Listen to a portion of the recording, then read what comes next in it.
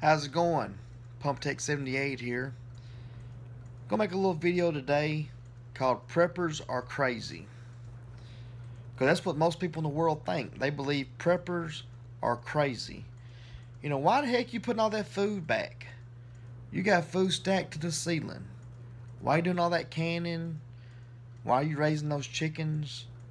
Why are you raising those rabbits? Why are you raising your own beef? Why are you raising your own goats, pigs? Why are you doing all that?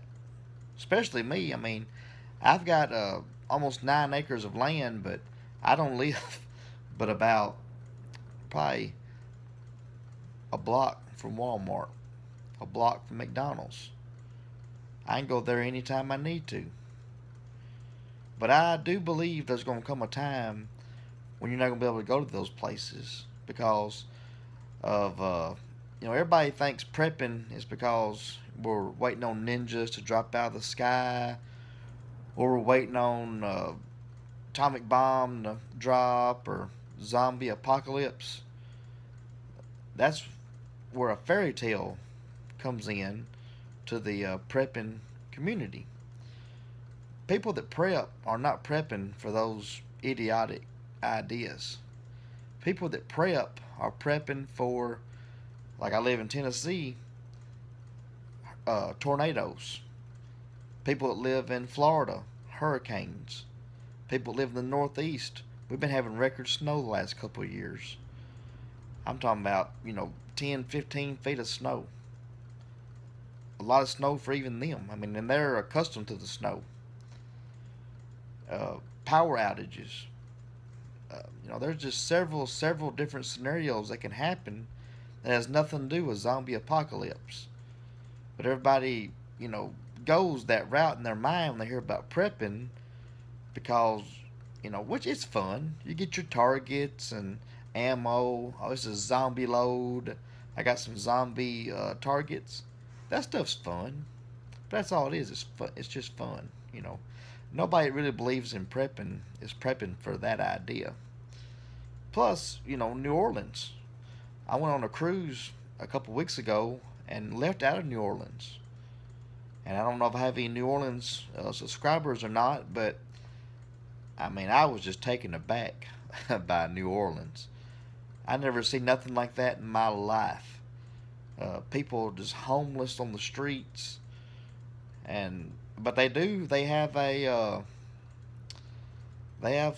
like a spirit to them that most places don't have. It's just a special spirit they have. But I would like to sit down with some of them if I knew them better and ask them, "Do you believe in prepping?" Because I believe, they may not have believed in prepping before, but after Hurricane Katrina come through there and destroyed the city, I bet there's a lot more preppers now than it was before. Because we live in this society that has this belief, why are you setting up, why are you doing all this stuff for prepping? If a tornado comes to Tennessee, Red Cross is going to have vans and campers set up, and food lines, and everything else. Why are you taking it upon yourself to do all this? And I would say, I don't want to have to wait for that stuff to come, because Katrina is the perfect example. It took days for them to get the supplies down there, and it was not enough. They did the best they could, but it was not enough at all. I don't want to wait for them. If a major event happens, I don't want to leave my house for anything. I want to have food, shelter, protection. I want to have everything here at my house and a plan of what I'm going to do. Because you can put all the food and ammo and water away if you don't have a plan. If you don't, have a set way you're going to do things, you're not going to be able to pull this off just, the moment it happens. You're not going to be able to just have cat-like reflexes and go to that mindset of survival. You need to practice this and live it every day. I want to be able to provide for myself and provide for my family and my loved ones. I want to be able to go to my pond and fish and feed myself. I want to be able to go out here and get a chicken, get eggs, slaughter a goat, slaughter a pig, whatever, feed myself. I know what those animals were fed. I know everything about them. I know when they was watered. I know how they was taken care of, what they was medicated with. I know everything about those animals. And unless, something very bad happened, I know, what those animals are. I'm not going to have any outbreak of any major diseases because of bad handling processes or anything along those lines. And I don't have to depend on the government. I don't have to go, oh, Mr. Government official, can I have one of your fishing licenses where I can go out here and feed my family? Can I please have a loan from you so I can go out here and build my fence and just on and on and on. I don't want to be a sucker that gets sucked into this big brother taking care of me. I don't want to have to ask anybody for anything. That's one of my flaws, I guess it would be. I don't like asking for help. And I don't like being told what to do either. So that's why I do everything myself, so I don't have to be told, well, you need to do it this way.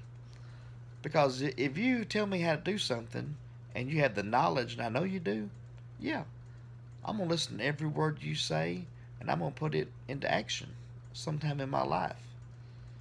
But I don't need nobody coming around me and telling me, what to do 24/7.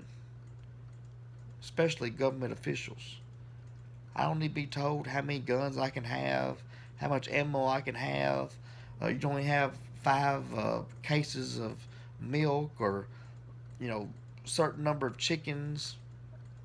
I pay my property taxes and I pay my bills, and I'll do what I want when I want to do it. That's just the life I live. I'm just a man's man, and that's how I'm going to be. I'm going to take care of myself. I don't have to ask anybody for anything. But, this system, if you keep up with today's times, the system we live in is on borrowed time. I mean, it wouldn't take but one major attack on our electrical grid, and you just think of everything you have in your house that runs on electricity. Everything in your life runs on electricity. Your iPads, your TVs, your DVD players, your cell phone chargers, everything. Our lives evolve around electricity. And that stuff, we have people coming around every day that want to take away our freedoms. They want to take as much human life as they can. And they study this stuff. They know how to bring us as a nation down to our knees. And there are so many people out there that do not believe that. I mean, they live in a bubble, I guess. But if something was to happen along those lines, your prepping is going to come into good use. All the books you read, the research you do, the YouTube watch, viewers you keep up with, that's going to all be very, it's going to put you well ahead of everybody else. And, bartering is going to be a big thing when all this goes down. If you go in to the grocery store now to buy a cup of coffee or single packs of coffee or a big canister of coffee, buy 2, buy 3. Myself, I don't drink coffee very much, but I know that coffee is a very addictive drink, and a lot of people cannot function without their coffee. So if something did happen, that coffee would be a blank check to me. I'd be able to go, well, I'll trade you some feed for my goats for the coffee I have. I'll trade you, I need some ammunition. I need some water buckets. I need some, wire, 2x4s, whatever. And you're going to be able to trade these items between the people in your group or your neighbors or your friends or people you don't even know. Bartering is going to be, it's going to be the new bank. And when we as a society can sit down and realize this, that this is going to happen, there's no ifs, ands, or buts. It will happen in our lifetime. I'm not talking about the apocalypse or anything like that, but a major event is going to happen. And we are going to have to be prepared. We're going to have to, as our human nature, we're going to be wanting to help everyone, and you're going to have to be mentally prepared to cut people off. And because it's going to become down to your family's health, your family's food supply, water supply, and you're going to have to learn the word no. The word no is going to be a major problem for lots of folks. But I just want everybody out there that subscribes to my channel to know that we're all in this together. We're all, on the same wavelength with each other. We need to share all the knowledge we have, because there's people out there that know 100 times more than I know. I don't know jack crap. I learn every day something that I did not know before. I'm not a brilliant person. I know the things that I know because I read every day. I keep up with the world events.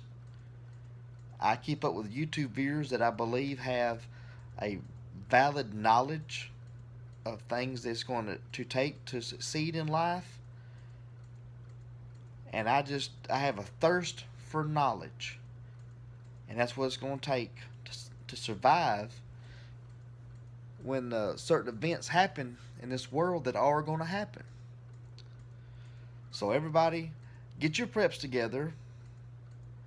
Get your magazines loaded. And like James Yeager said, there is no more days off. And until we meet again, y'all please have a good one.